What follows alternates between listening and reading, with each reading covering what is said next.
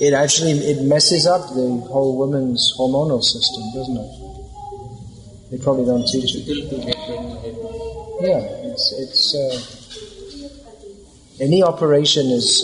You have to think again and again before doing any operation. You don't, but we should do, because it's a violent act. It's a very heavy thing for the whole body. So, of course, in the gross system of Western medicine, they just, especially because you make lots of money doing operations, so they always like operating. But actually, it should be a last resort only, because it's very heavy. For even a minor operation, it's very debilitating. Plus, we are also taught that, suppose a woman is having 2 or 3, she has conceived 2 or 3 babies, like more than 2 steps, let's say. Then we can, to protect the mother during the process of delivery, and to feticide, we can kill one of the... Really? So that the other will be protected. Is that's illegal, surely? Yeah. But it's being done in our hospital and in a lot of hospitals also. That's really? But it must be illegal. It's even according to their law. It's legal too, because the 3 fetuses and you can kill one so that other 2 so will other grow well. They will because they're competing for the same mother. And then they only get 6 children because they're taking drugs, which is another unnatural thing. Yeah. They overdosed or something on the fertility drugs. How does it happen? By overdose or just instead? So the drug it happens. It's all nonsense. Well, feticide is just another name for abortion. Well, whatever they may teach you, it's still sinful.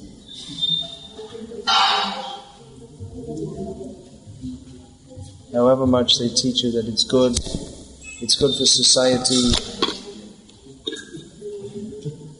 It's good for society to have less people. Why don't you cut your own throat? Tell them. Ask them.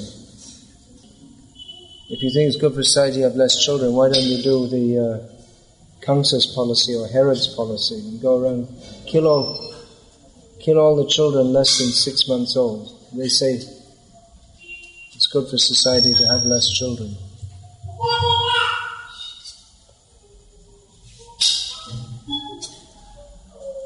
That's all. Very simple. Very, very simple.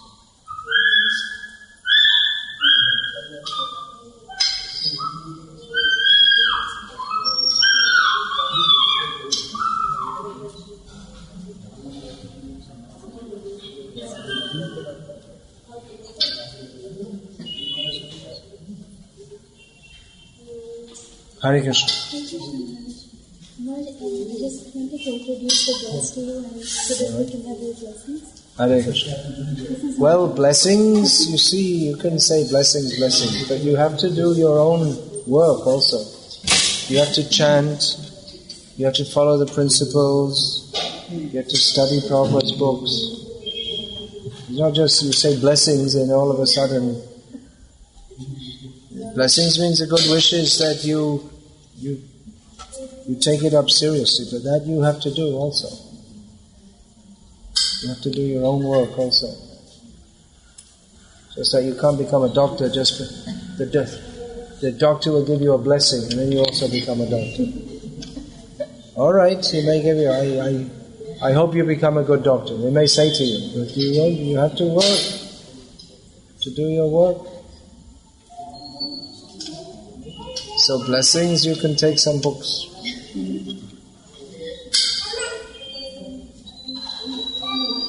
Yeah.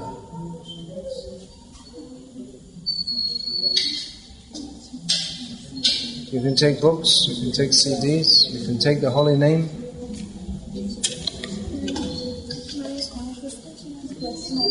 Yeah. Sorry? Who's that? She? Your sister. Yeah, she was I was saying I should be humble and should be humble.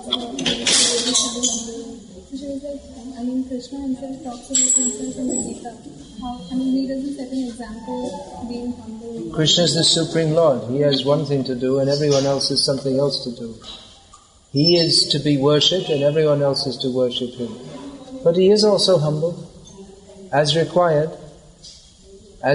he cuts off demons' heads, and as required, he washes his own devotees' feet.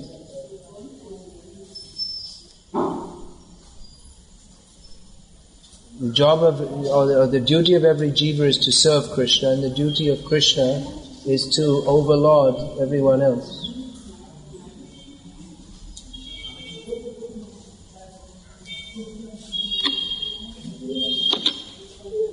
As Chaitanya Mahaprabhu, he showed humility. As Hanuman showed humility by burning Lanka. That was his humility. To show the greatness of Lord Ram. That Ravana should not be allowed to get away with his rascaldom unchallenged. So, to show his absolute submission to Lord Ram, Hanuman burned Lanka. That is his humility. Simply groveling at people's feet, that's not humility. What materialistic people call humility is a show of sycophancy to gain some advantage from others. Actual humility means to serve the Vaishnavas by all means necessary. They don't know. They need to be taught what is the meaning of humility.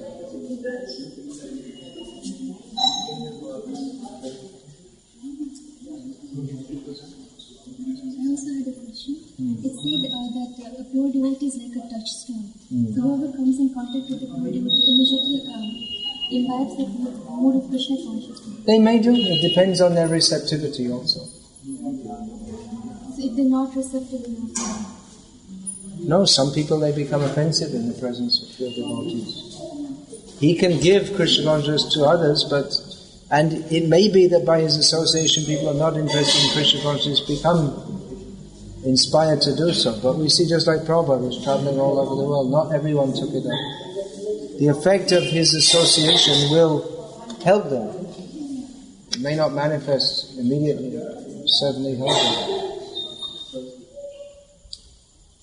Empowered devotees, they can change people who are even not interested in Krishna consciousness. But it doesn't mean that necessarily that everyone who comes in contact with them will immediately take up Krishna consciousness. We see with Prabhupada, many people took up Krishna consciousness by his direct association. Many are even today by reading his books, but not everyone does. It depends also on the individual. That depends on the individual's level of consciousness? Yeah, it depends on their willingness to take it also. Some people are very resistant. Some people manifest their resistance not by active resistance but by passive resistance. They simply ignore it. And if somebody is mentally offensive to a pure devotee, does that count in? No, but the thing is, if you harbor bad thoughts, they generally tend to manifest in a more gross way, gradually. So it's not good to harbor bad thoughts, because eventually it'll come out in speech or in action. So although sinful thoughts are not punishable in Kali Yuga, still it's not good to nourish them. Don't say, I can get away with it, so let me think all bad things. It's not advisable at all. It means that due to some past bad way of thinking, some bad thought may come in the mind. So one is not punished for that. And then you should throw it out. Don't nourish it. Don't give it fuel. Don't think, oh yes, that's true.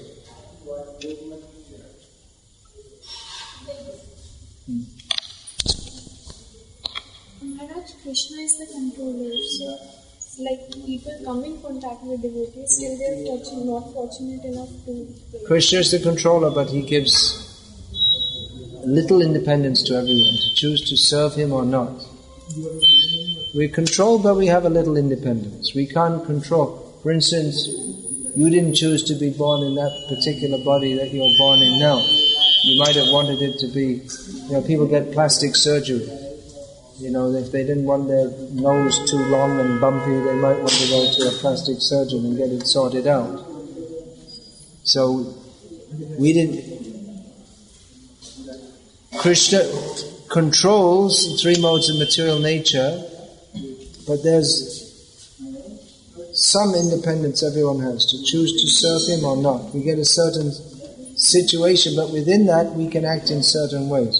Just like if you get on a plane to go from Bangalore to Bangalore, within the plane you can choose to sit and sleep, or you can read a newspaper, or you can talk to the person next to you. You have some choice, but you don't have a choice to get off the plane when it's in mid-flight.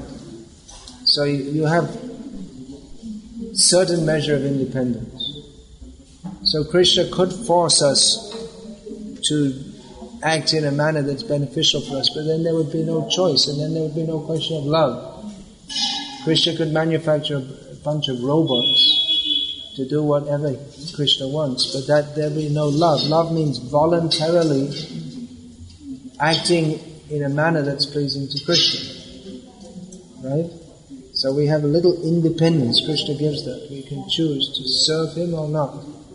So does it to some extent depend upon our previous births, how much involved in bhakti we are? Yes. Generally that's so. It's a progression. It continues from previous birth. Generally it's so.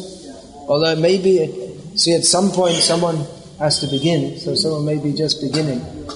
And someone may even, without any background of pious activity or devotional activities in previous lives, they may just take it up just like that. Especially that's possible by the touchstone effect of a great devotee. Now, Prabhupada speaks, it's written that at the time of death, if you are thinking of Krishna... Yeah, that's in Bhagavad Gita. Prabhupada has explained Bhagavad Gita. If a person has been bad throughout his life, he is not a devotee. Then generally they won't think of Krishna. Why? Obviously, at the time of death, your consciousness reflects everything you've done throughout life.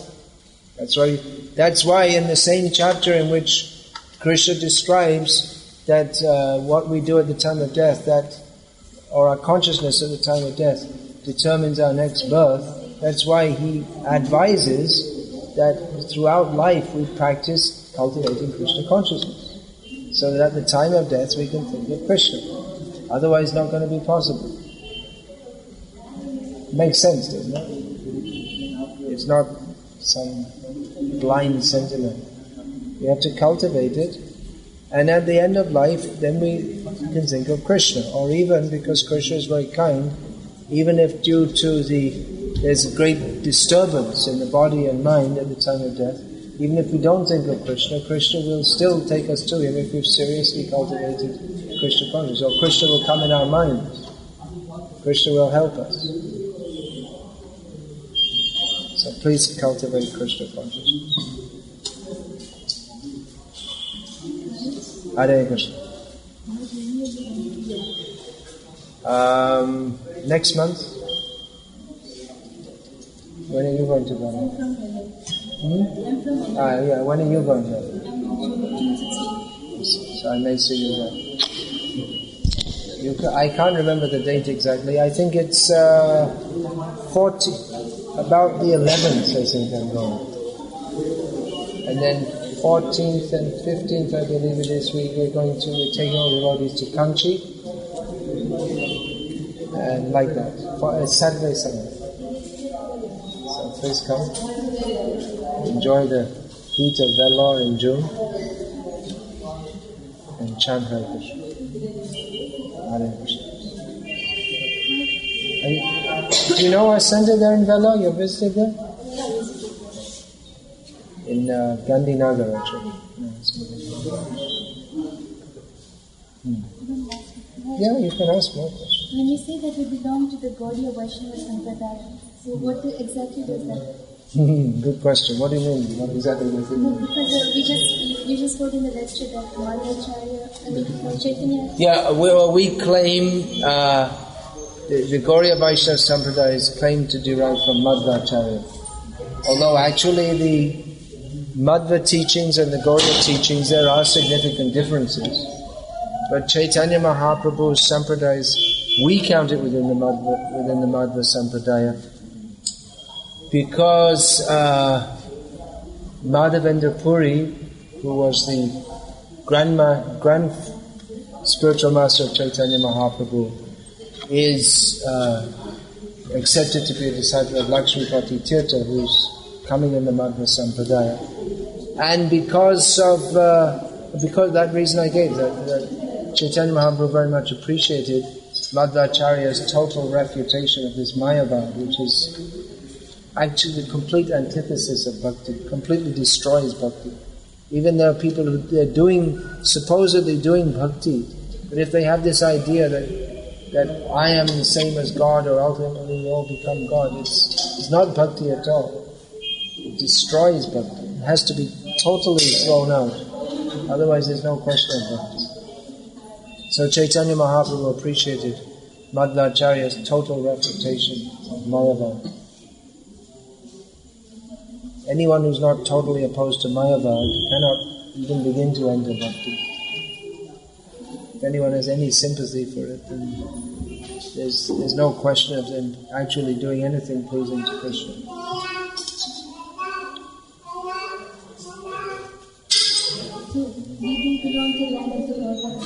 Yeah. Well, we do, if we do. It's not just a matter of saying it. We have to belong formally and intentionally. Formally means that one is officially accepted as a member of the Sampradaya by initiation. But then that is a formality which is, you could say that is fulfilled or substantiated by our serious commitment to practicing Krishna consciousness.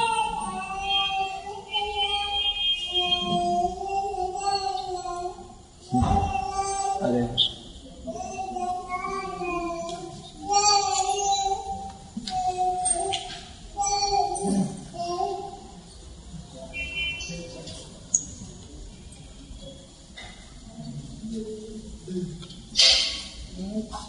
Why 4 different yugas, Satyuga, Treta, Kali Yuga? Why is Kali Yuga being so sinful? Why is Kali Yuga so bad? Kali Yuga is an arrangement for all the sinful people to come together and harass each other. Because we have such sinful desires, we're born in the Kali Yuga and we harass each other. And it may be also that some people are very pious, they also get born in Kali Yuga. Those who are getting the opportunity to take part in the Sankirtan movement.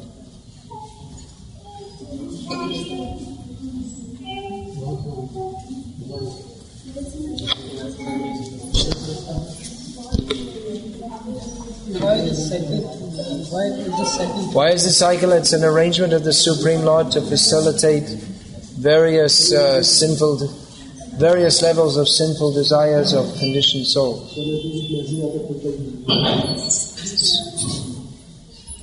It's a good arrangement. You think of a better one? I doubt it, because it's made by Bhagavan himself.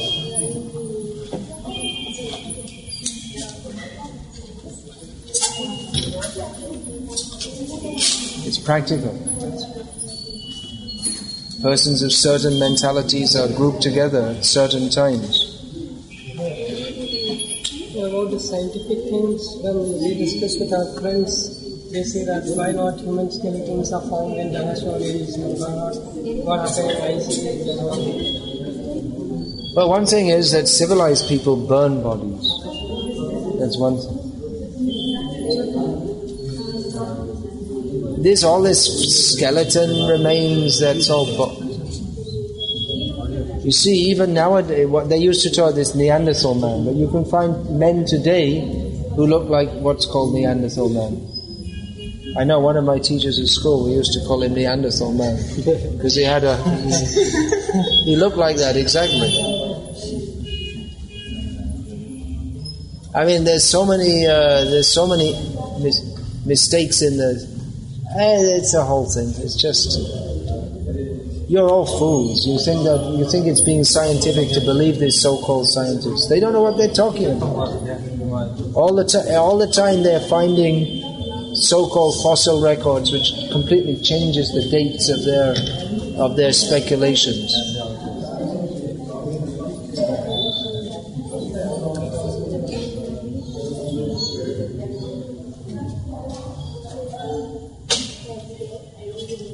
What you're taught at school is basically a bunch of what's called in America bullshit.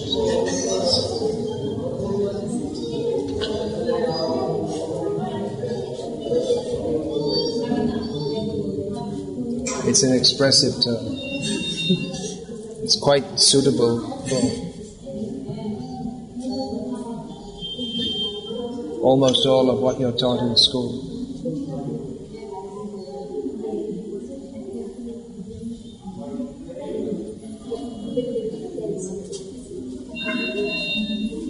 But people are fools, they believe it.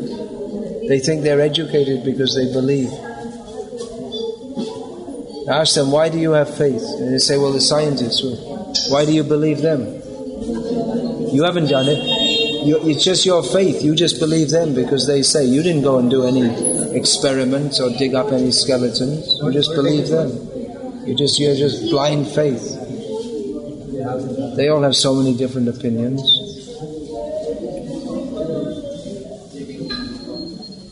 Tell them they just have blind faith. Because these people call it science, you have blind faith in it.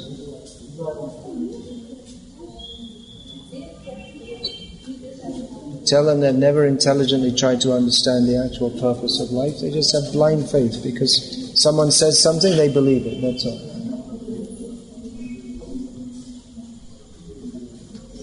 You can tell them for sure that whatever they learned in school is already not accepted by mainstream science, because they always teach what was accepted 20 years ago, and by the time they change it to the present theory, already it's 20 years out of date. They're always 20 years behind the so-called scientific truth.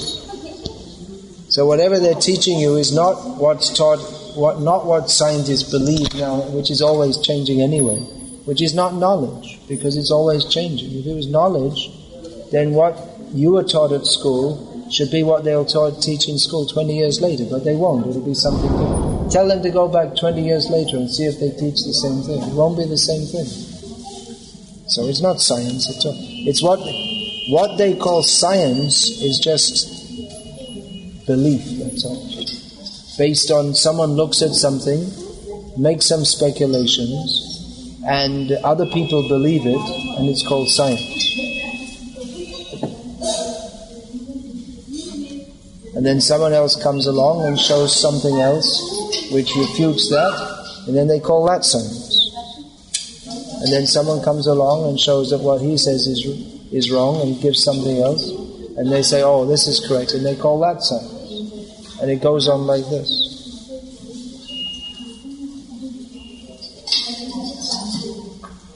People want to be cheated. You can read Srila Prabhupada's Life Comes from Life. Did you read that? Yeah, read that. Tell them to read that.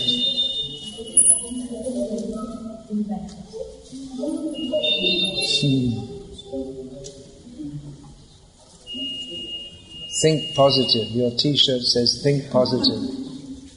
What does that mean? HIV?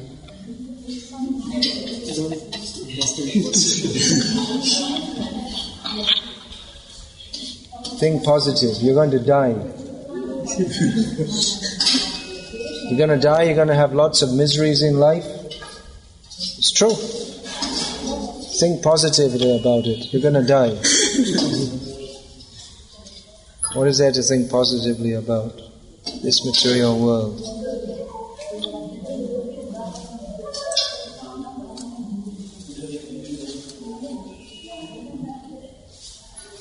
It's just another trick. This positive thinking is just another trick to make you work like an ass.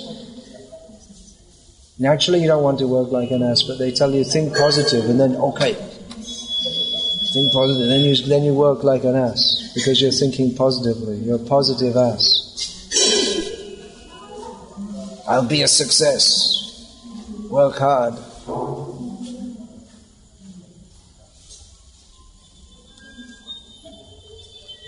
Okay, well, I guess I came here to sign some books. I signed 2 or 3, and if no one else want to say something? I have a question. My friend asked me, why not eat non-vegetarian? Because the animal also has a soul, even the plants have the soul. So it's like killing a person who cannot speak in so it's no crime. Then I said in Bhagavad-gita, Krishna says, offer flour, water, and Yeah. So if that is what I don't believe, you in the lecture said that you cannot just believe, there should be a science. All right, okay, so I'll give you a reasonable answer to this. First thing is, a lot of vegetarian food doesn't involve killing at all. Just like grains are harvested after the plant is already dead. Right? You know that? Have you ever seen grains in a field? When it's yellow and dried up, then it's harvested. So there's no, in rice, in wheat, in ragi or whatever, there's no killing involved. In fruit, taking fruit from trees, there's no killing involved. In taking milk from the cow, there's no killing involved. There is, in some vegetables, there is killing involved. So it's sinful. But, and in fact, even taking the grains, everything we do is sinful if we don't do it for serving Krishna. So it is sinful, but at the same time, it's not. Killing a potato is not as sinful as killing a cow, because the cow has more developed consciousness and has an acute sense of suffering when you kill it. So it is more sinful to kill a cow than to kill a potato. However, one is absolved from all sins and purified by taking food that is offered to Krishna. Because Krishna says that. He is the maker of everything, and he says that if one offers me food with love, I accept it and I absolve everyone from sins. So it's not the same. Killing a cow and killing a potato isn't the same. Most vegetarian food doesn't involve any killing anyway. Killing or not killing, there is some, at least modicum of sin involved in it, but if we offer everything to Krishna, then no sin. But Krishna doesn't need meat, so we have to offer him what we call vegetarian food. So there's the scientific reply. You can tell that person. Hare Krishna.